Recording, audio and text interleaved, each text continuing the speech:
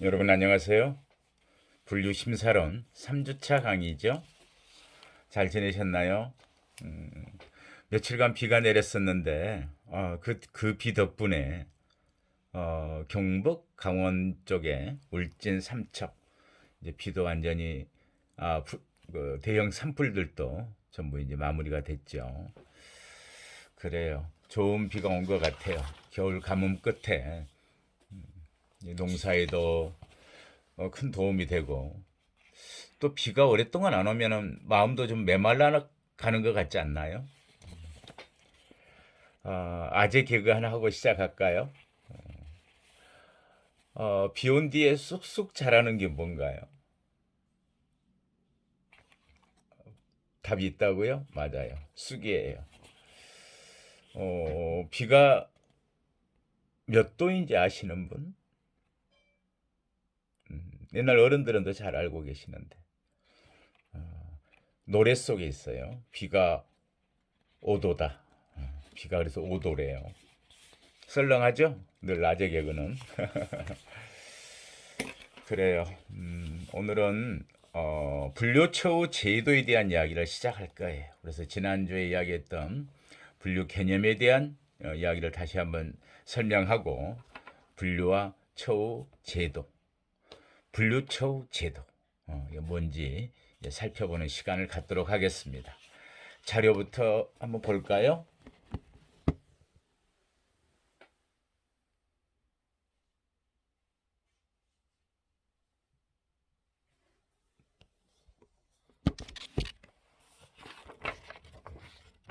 첫 시간 자료입니다.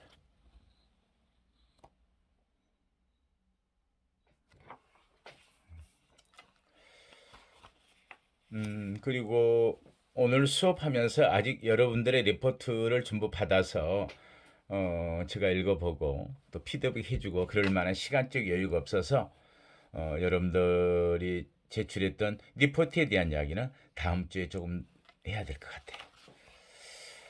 먼저 한 가지 처음에 40명가량으로 시작했던 여러분들 인원이 스마트 출결상에 지난주에 43명인데 종합정보 시스템 상에는 50명이 됐어요. 그리고 물론 개인적으로 전화를 받은 것 학생도 수강생도 있고 또 다른 교수님 통해서 이 과목을 지금 들어와도 되겠느냐고 해서 뭐 괜찮다고 했어요. 그러다 보니까 지금 오늘 인원이 50명이 됐어요.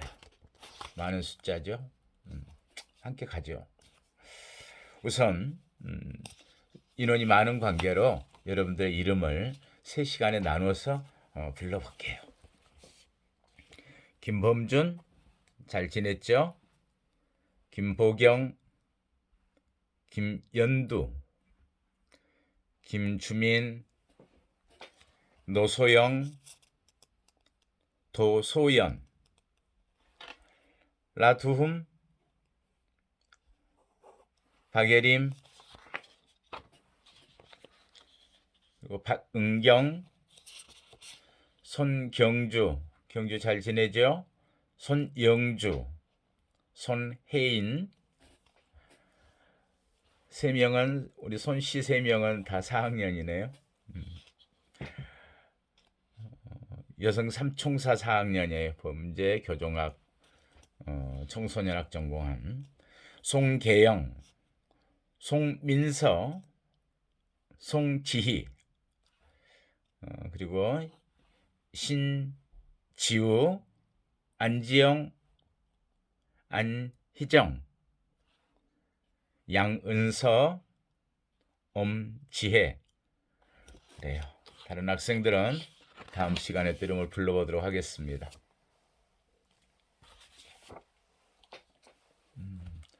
늘 이야기했듯이 수업 시작하기 전에는 교종 담론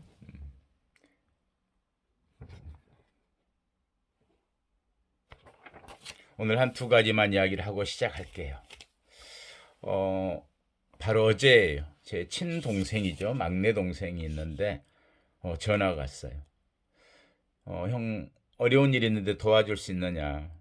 그래서 그런데 내용인즉슨 뭐냐면 자기 후배인데 농산물 뭐 표기 잘못돼서 교정시설에 들어가 있대요. 그게 저기 전라도에 있는 장흥 정읍교도소, 전라북도에 있죠. 최근에 개설된 교도소예요. 정읍에 있는데 같은 방에 있는 수용자에게 괴롭힘을 당하고 있다는 거예요. 이 친구가 대학을 좋은 데를 나왔다는 이유로 많이 얻어맞는데요. 그래서 무슨 이야기인가 했더니 그 거실 내에 조직폭력배가 있어가지고 괜히 그렇게 시비를 걸고 너 서울대 나왔다며 이러면서 괴롭힌다는 거예요. 그래서 좀 그럴 수 있겠다. 만약에 형이 확정돼서 분류심사를 했다면 당연히 나뉘어지죠. 더 세분화돼서 조직폭력배 관리하는 파트로 마약사범, 경제사범, 공무원, 뭐 나이에 따라서 소년과 성인, 당연히 여자는 분리가 아닌 분계로 해서 담을 나눠서 또는 여자인 경우에 청주여자교도소로 이렇게 분류가 잘 될 텐데 현재 미결 상태더라고. 형사 피고인 입장이었어요. 그래서 우리가 파악할 수 없는 부분들이 있죠. 재판 때문에 들어와 있는 기간 중에 괴롭힘 당한 일들. 예전에 뭐 신고식 이런 이야기 들었나요? 방에 가면 신입 수용자에게 신고식을 받고 뭐 폭력도 행사하고 심하게는 물건도 갈취하고 또는 뭐 잠자리도 화장실 가까운 데에서 좋지 않은 곳으로 자료를 배정하고 뭐 이런 부분들이 교정 시설 내에서 문제가 되었었는데 근절되었다고 할 수는 없지만 그런 부분들에서 통제를 잘 하죠. 관리를 하고 그럼에도 불구하고 100%잘 되고 있을까에 대해서는 저도 현직에 있을 때 늘 걱정을 했어요. 사람 사는 곳이라 어떤 사람들이 어떤 행동을 하는지를 24시간 관리 감독하기는 사실 불가능한 것도 있거든요. 아무튼 이 문제에 대해서 그쪽 담당자 관리자하고 통화를 했어요. 사실관계를 확인해 보고 정 어렵다면 방이라도 바꿔줬으면 좋겠다. 현재는 재판받는 기간이기 때문에 형이 확정되면 자기 처우 등급에 맞는 교도소로 이송을 가겠지만 현재로서는 그런 어려움이 있다고 하니 살펴봐 달라. 우리 눈에 드러나지 않는 보이지 않는 그런 괴롭힘 이런 부분이 있나 보다. 그래서 그렇게 잘 처리하고 하겠다고 했는데 어떻게 결과를 어떻게 처리했는지는 아직 연락을 받지는 않았어요. 근데 교정시설 내에서는 그런 부분들이 있어요. 분류가 잘 돼야 되겠죠. 한 개인이 자기 특성이 맞는 어떤 처우들 그런 걸 통해서 소위 사회 복귀를 준비하는 그런 기간도 만들어주는 게 분류지만 한편으로는 이런 괴롭힘을 당한다랄지 이런 부분들은 있어서는 안 되겠죠. 분류의 중요성들을 어제 느꼈습니다. 또 한 가지 경우는 교정만이 아니고 형사 정책에 관련되는 이야기인데 최근에 자료 하나를 보고 여러분들의 이야기를 좀 해줘야 되겠다 생각해서 자료를 하나 뽑아봤어요.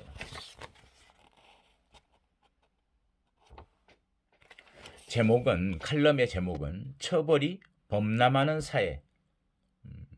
처벌이 범람한다.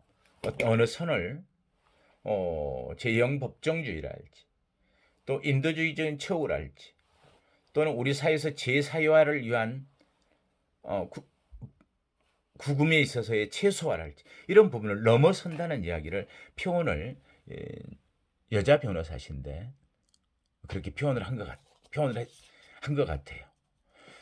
이분이 대학 다닐 때는 그런 이야기를 들었대요. 법과대학 1학년 형법 시간에 99명의 죄인을 놓치더라도 한 명의 무고한 피해자를 만들지는 말라고 교수님 말씀이 내리 남았다. 이렇게 이제 글을 썼는데 그때 그래서 그런 느낌을 받았대요. 법은 공리주의가 아니구나 결코. 공리주의란 뭡니까? 음, 최대 다수의 최대 행복을 이야기하는 경우죠. 그래서 전체 이익이 된다면은 뭔가 어떤 개인들에게 도태시킬 수도 있는 그런 논리도 갖고 있죠. 단 한 사람이라도 굉장히 귀중하게 여기는구나 생각했고 범죄자마저도 그냥 정상에서 일탈한 동료,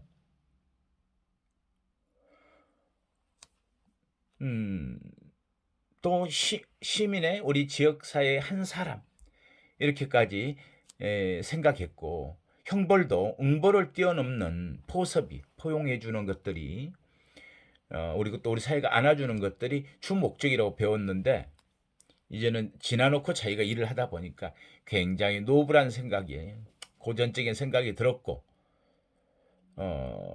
그렇다는 이야기죠. 여기서는 법의 뿌리는 사랑이고 사랑이 법의 완성이란 그런 생각을 했었는데 그 뒤로 판사라는 직무를 맡으면서 늘 양형에 합리적 양형에 치우치다 보니까 그런 생각들이 자기가 어떤 거기에 빠져 있구나, 매너리즘에 빠져 있든지 빠져 있구나. 그런데 또 나와서 보니까 이제 변호를 하게 됐대요. 그래서 이제 판사 발령을 받고 판단하는 일이 매일 수행하는 작업으로 주어졌는데 내게 필요한 건 법률 조항만이 아니었고 수없이 다양한 인간 이해 그리고 세상의 변화에 대한 지식도 절실했고 그래서 고뇌가 컸다는 거죠. 실체적 진실의 발견은 신의 영역처럼 느껴졌고 주어진 판단의 자료는 무겁고 부담스러웠다. 그런데 지나다 보니까 법정 진술은 정교하게 구성된 논증이지 실체적 진실이 아니었다.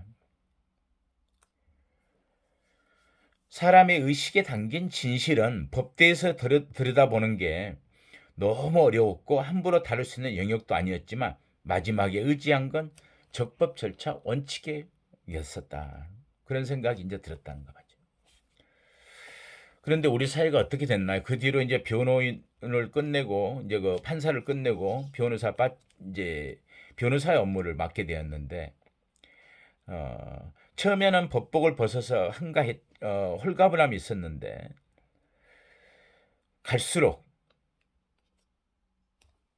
판사 재량을 제한하는 양형 기준, 그러죠. 요즘 객관적이어야 된다. 양형 기준이 나오다 보니까 사람보다는 죄 중심으로 재판할 수 없는 시스템이었다. 그래서인지 죄를 미워하되 사람을 미워하지 말라는 말이 구태의연하게 들리기 시작했고 도식적인 양형 기준에 매달기보다 한 인간에 대한 총체적 이해 속에서 변론을 하는 게 진솔한 재판은 아닌가, 그래야 되는 거 아닌가라는 고민들이 많았다는 거죠. 그런데 이제 여기서 제가 드리고 여러분들 하고 싶은 이야기는 형사의 재판에 대한 성찰이 올 것이다 라고 하는 예상과는 달리 우리나라가 할수록 처벌을 통해서 사회를 통제하려는 경향이 거세져 온 것 아닌가 하는 생각이 든다. 사실 그렇거든요. 우리나라만의 문제가 아니죠. 어쩌면 그게 미국에서부터 물론 그 유럽이라고 해도 미국이라고 해도 유럽의 1960년대 말부터 그런 분위기도 있었고 70년부터는 뭔가 중형주의적인 한 사람을 보살피는 것보다는 사회의 안전을 우선시하는 이런 분위기들이 오면서 교정할 공부할 보는 사람들 알겠지만 인도적인 인간적인 그런 처우보다는 뭔가 사회 안전을 중시하는 그것이 사회 정의다. 동등한 범죄에는 동등한 처우가 있어야 되고 우리 사회로부터 잘못한 사람은 사회로부터 밖으로 몰아버리는 삼진 아웃 이런 말도 들었죠. 야구 용어죠. 삼진 쓰리 스트라이크죠. 쓰리 스트라이크 유아 아웃을 우리는 삼진 제도라고 해요. 3번 범죄를 하게 되면 우리 사이로부터 아주 높은 담에 아주 먼 곳에 오랜 기간 격리시키는 그래서 선별적인 무능화시켜버리는 이런 부분으로 많이 70년대부터 미국에서 교정 처우 모델의 이름을 그래서 공정 모델, 사법 정의 모델이라는 이름으로 채택해서 주도적 교정 모델처럼 운영되어 오고 있고 그것이 전 세계적으로 많은 영향을 또 미치고 있습니다.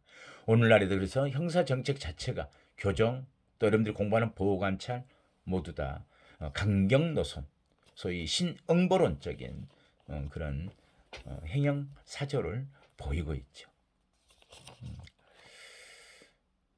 근데 문제는 사실은 사회 정책의 최후 수단이 형사 정책이고 형사 정책의 최후 수단이 형사 처벌이라는 부분을 우리가 새겨야 되지 않는가? 최소의 부분들, 도덕의 최소의 부분이 법이듯이, 그죠? 그런데 너무 처벌이 범람하는, 확대되는, 우리 사회에서는 중형주의로 돌아가는, 중형주의를 선호하는 그런 분위기로 가고 있는 사회. 우리가 공부하는 분류심사론관에서 가장 많이 생각해 봐야 될 부분입니다. 자, 이제 과목으로 들어가 볼까요? 우리가 말하는 이 과목의 분류심사론 그랬는데 뭘 하자는 것이죠? 그죠? 한 사람의 어떤 사람인가를 알아서 그 사람이 안다는 것은 그 사람의 문제점과 특성을 알아서 어떤 변화를 도모하도록 지원하고 어떤 프로그램을 통해서 준비하도록 할 것인지, 이게 교정이 한다고 한다면 분류처우의 내용에서도 요체죠. 그래서 우리가 분류란 개념은 무엇인지를 살펴보았고 이제 분류처우 제도라는 건 무엇을 하는 것이다 라고 한 다음에는 우리가 분류했던 방법론적, 기술론적 분야이기도 하고 한 사람을 알아가는 내용이 한 범죄자에 대한 이해를 어떻게 할 것인가의 부분이 이 과목의 목표이기 때문에 그걸 우리는 분류심사라고 하죠. 근데 우선은 분류처우 제도를 그 의의나 기능을 살펴보는 것이 먼저일 것 같아서 분류처우 제도에 대한 이야기를 오늘은 하고자 합니다. 자, 분류처우 제도 간단하게 의의부터 살펴볼까요?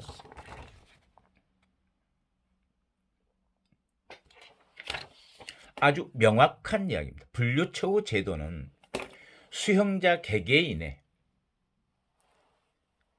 대단히 중요한 말도 짧은 이야기지만 수형자 개개인의 수형자는 형이 확정됐을 때부터 사실은 처우와 관련된 분류가 시작되는 거죠.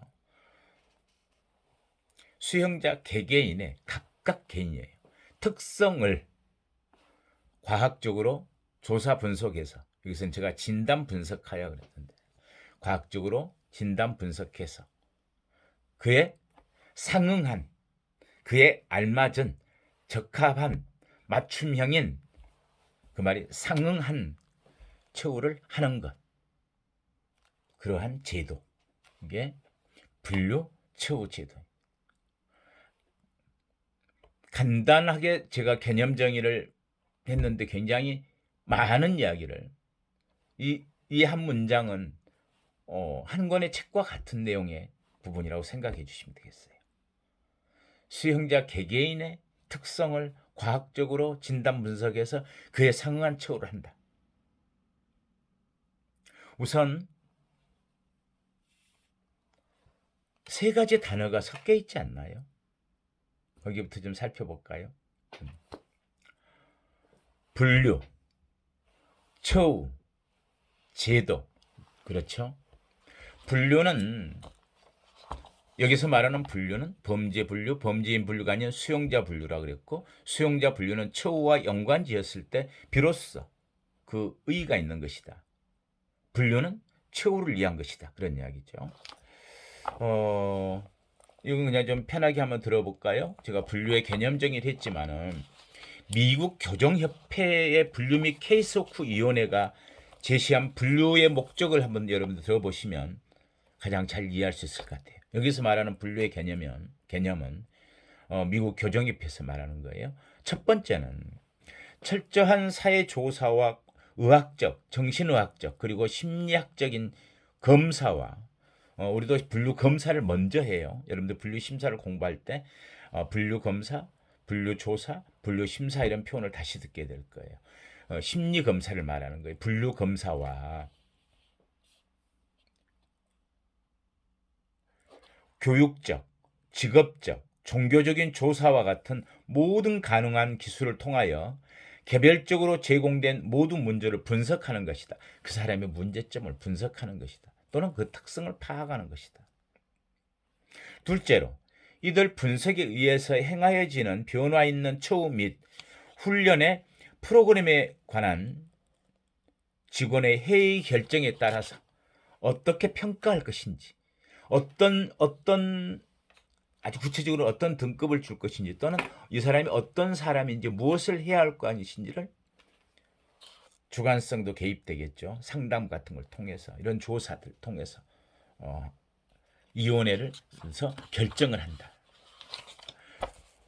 그리고 세 번째로는 이 결정된 프로그램이 개인에게 실시되는 것. 여기 있죠. 상응한 처우 그런 말 했었죠. 네 번째로는 이 프로그램에 따라 수용자가 진보하여 가는 또는 변화하여 가는 상황을 관찰하고 필요하면 그것을 변경해 주는 것. 여러분들이 다음에 분류심사의 종류에서 배우게 되는 재심사를 하는 거예요. 그래서 분류는 입소시부터 출소 때까지 동태적으로 전반에 걸쳐서 관여한다. 그리고 지금은 사회적 처우, 사인의 처우가 강조되기 때문에 거기에 대한 자료를 제공하거나 관련 지어서 정보를 제공하는 것이다. 그런 연속적인 연속성을 갖는 일들이죠. 분류는. 그래서 조금 더 정리해보면 그러므로 분류의 목적은 수용자에 관한 필요성에 의해서 무엇이 필요한지 수용자에 대한 필요성에 의해서 시설의 모든 조건에 적합하고 상응한 처우라고 했는데 다시 조금 더 제가 설명을 할 거예요. 그러한 수용자에 대한 필요성에 의해서 시설의 모든 조건에 적합하고 실현 가능한 효과적인 처우 운영을 준비하는 것이라고 할 수 있겠다. 분류는 이러한 분류 처우 제도에 대한 기본이다. 더 넓게는 처음 이야기할 때 뭐라고 그랬죠? 교정에 대한 키워드다. 관건이다. 핵심적 내용이다라는 게 이런 내용 때문에 그렇습니다. 또한 그것만이 아니죠. 분류를 잘하면 어떤 걸 할 수 있겠어요? 아까도 했던 어떤 안에서 있던 위험한 것들. 수용자끼리의 위험성도 있고 그 수용자를 관리하는 교도 간의 위험성도 있죠. 그래서 위험에 관한 평가 및 수용상의 효과적인 관리라는 측면도 고려하고 수용자가 안고 있는 잠재적인 위험성에서 그런데 수용자가 어떤 위험성을 좀 가지고 있다고 해서 과도하게 또 과도한 그런 보안시설, 교시설에서 인권 침해적인 부분이 있어서는 또 안 된다. 아무튼 이러한 처우들도 강제적이거나 수용자가 수동적으로 자율적으로 하지 않고 타율에 의해서 만들겠죠. 변화도 자율성에 따른 거겠죠. 그래야 자유에 대한 자유와 책임을 제대로 가르친다는 걸 그 뜻이었던 건가요? 우리는 자율성이라고 하죠. 분류는 그렇고 자 처우는 뭔가요? 그럴까요? 좀 쉬었다 할까요? 그래요. 다음 시간에 봐요.